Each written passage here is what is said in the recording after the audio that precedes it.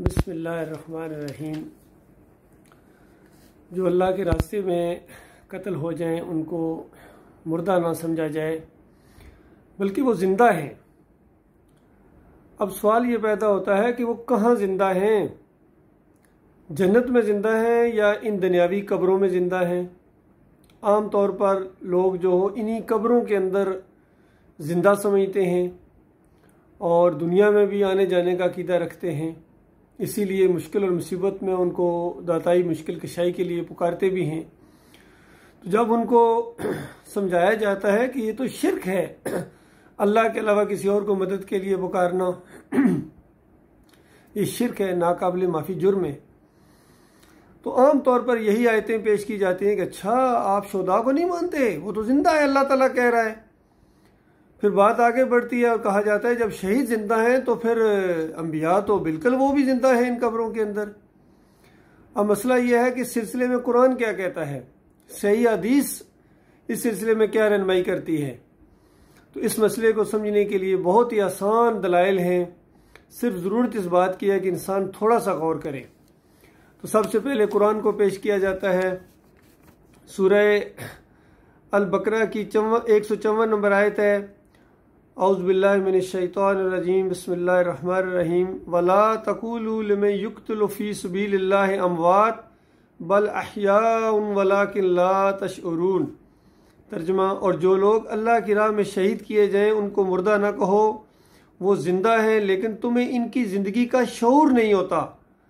देखिए, ये अल्लाह कह रहा है कि तुम्हें शऊर भी नहीं है इस आयत के अंदर। ये सूरह अल बकरा की आयत है।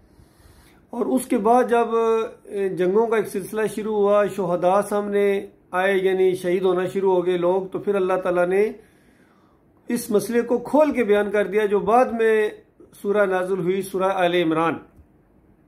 उसमें बताया वला तहसबन्नल्लज़ीना कुतिलू फ़ी सबीलिल्लाहि अमवाता बल अहयाउन इंद रब्बिहिम युरज़क़ून।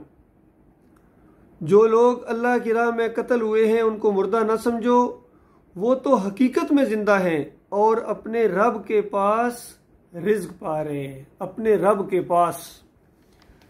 इस तरह से साफ बतला दिया कि शुहदा इंद रब्बिहिम, अपने रब के पास हैं और वहां रिज्क पा रहे हैं, इन कब्रों के अंदर जिंदा नहीं। इनकी जिंदगी बरज़खी है, दुनियावी नहीं।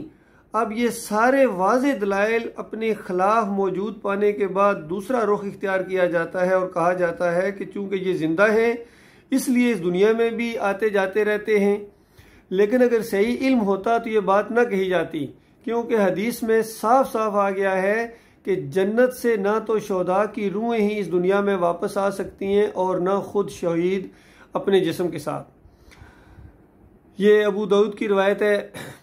अब्दुल्ला बिन अब्बास रज़ी अल्लाह ताला अन्हुमा रवायत करते हैं कि रसूल अल्लाह सल्लल्लाहु अलैहि वसल्लम ने अपने असहाब से कहा कि जब तुम्हारे भाई ओहद के दिन शहादत से अमकनार हुए तो अल्लाह ताला ने उनकी रूहों को उड़ने वाले सब्ज़ काल्बों में डाल दिया और उन्होंने जन्नत की नहरों पर आना जाना शुरू कर दिया।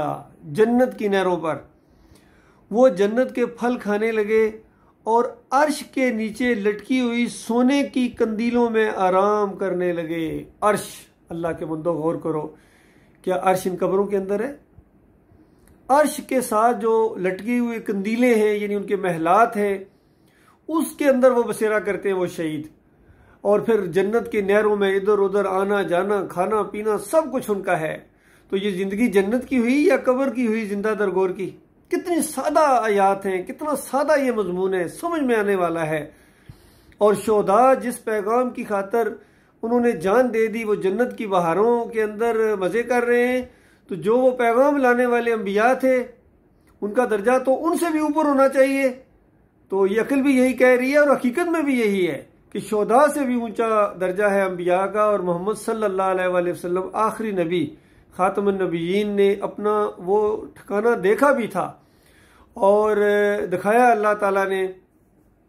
तो जब नबी अलैहिस्सलाम ने कहा कि जब ये मेरा ठिकाना है तो मुझे इसके अंदर दाखिल होने दो, तो जिब्राईल अलैहिस्सलाम और मीकाईल अलैहिस्सलाम दोनों ने कहा कि अभी आपकी ज़िंदगी का थोड़ा सा हिस्सा बाकी है, जैसा आप वो पूरा करेंगे आप यहाँ आ जाएंगे। ये भी एक रवायत के अंदर आता है, सही रवायत के अंदर। तुझे बिल्कुल बात वाज़ेह होगी। और यहाँ इसके अंदर बताया इस रवायत के अंदर कि उन्होंने वहाँ यानी उन कंदीलों के अंदर आराम करने लगे।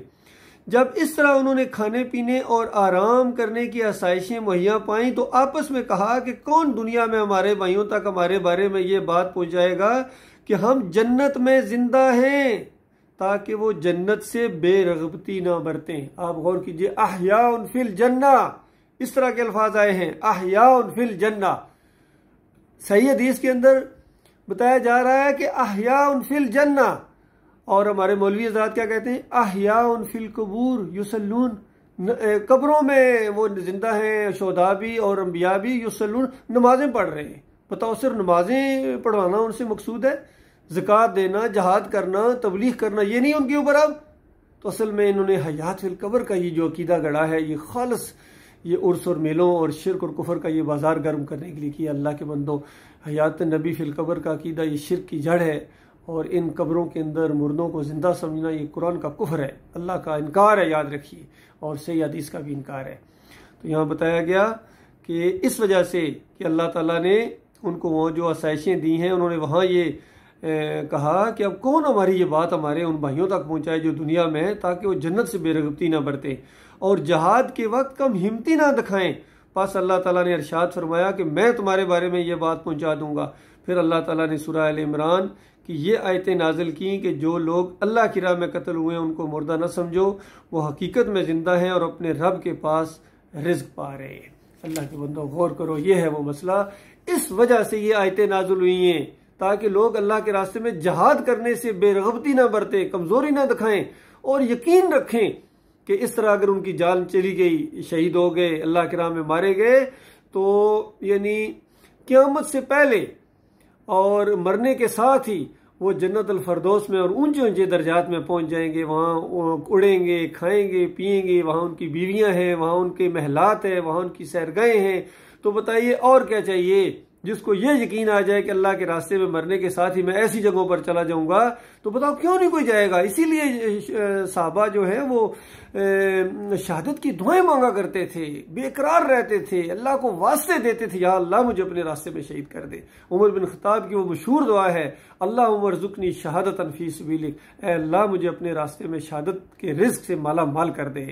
अल्लाह ताला उन्हीं शोधा के साथ हमें भी शामिल फरमाए। ईमान अकीदा दुरुस्त करने के बाद याद रखना अल्लाह के बंदो, अगर तुम्हारा ईमान दुरुस्त नहीं है, अगर अल्लाह के अलावा दूसरों को पुकारते हो, या अली मदद, या रसूल मदद, या गौस मदद, इस तरह के अकीदे रखते हो, फिर गैर अल्लाह की नज़रों न्याजें, 11वीं 12वीं कुंडे और मुहर्रम की सबीले, ताज़िए, ये और तावीज़, गंडे और ये जमहूरियत का मुशरकाना सिस्टम, अगर इसके साथ आपकी मौत आ गई, फिर ये कब्रों के सामने रुकू और सजदे, पीरों की पिंडलियां दबाना, इस तरह अगर आपकी मौत आ गई, तो मुल्क तो क्या, तुम बैतुल्लाह की अगर हिफाजत के अंदर भी वर्दी के अंदर मर जाओ, तुम जन्नत की खुशबू ना पा सकोगे। चाहे पूरी दुनिया के मुफ्ती आपको शहीद कहें, जनाजे पढ़ें, पूरी दुनिया के फूल आपकी कब्रों के ऊपर चढ़ा दिए जाए, आप जन्नत की खुशबू भी नहीं पा सकेंगे और हमेशा की महरूमी आएगी। बाद वाले बेशक जितनी मर्जी दुआएं करते रहें, जो मर्जी करते रहें, लेकिन आप फारग हो जाएंगे।